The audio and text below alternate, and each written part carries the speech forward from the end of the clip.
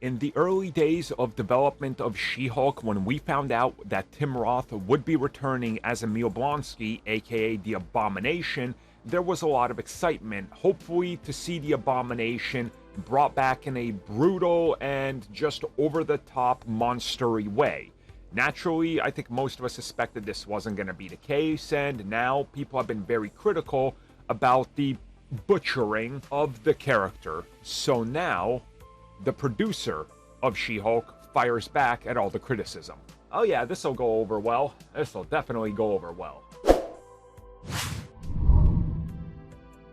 So this comes from Jessica Gao, who of course decided to, well, respond to a bunch of criticism. And you guys have probably all seen some of the criticism, right? People screaming that they ruined Emil because he doesn't look the same as Abomination. People screaming that the character has been destroyed because he's not an angry, rage-filled monster like he was in The Incredible Hulk. People very upset that the character is just straight up talking and having a character arc.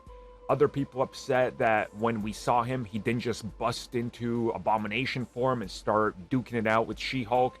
It's all been there. You guys have probably seen it. Well, Jessica was like, "Hey, Radio Times, thanks for having me on for this interview.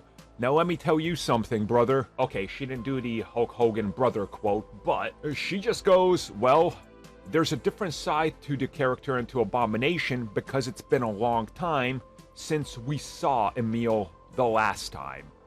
And she said she thought it would be fun to play off of the Incredible Hulk lore and do something different with him, because in the same amount of time that it took Bruce Banner to control Hulk, it would kind of be really sad to say that Emil is literally just stupid and he couldn't control Abomination at all and he's still just a angry, rage-filled monster.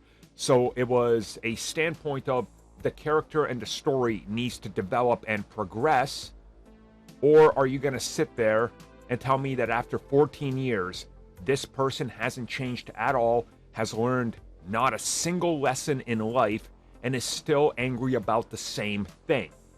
So she wanted to move past that. And guess what? People were angry at her response for wanting character development. After, actually, it's probably been more than 14 years in the MCU time, realistically, because that movie takes place in 2008, and the MCU's in, 2026 or something? Maybe even later, according to recent timeline things. So, yeah, look, I don't have a problem with it. I mean, if characters don't grow up, then what's the point of caring about them? They have to learn lessons and evolve. If Abomination continued to do the same thing he did after being captured, it would have just straight up killed him. So, he got better for his own safety and his own survival. That kind of makes sense.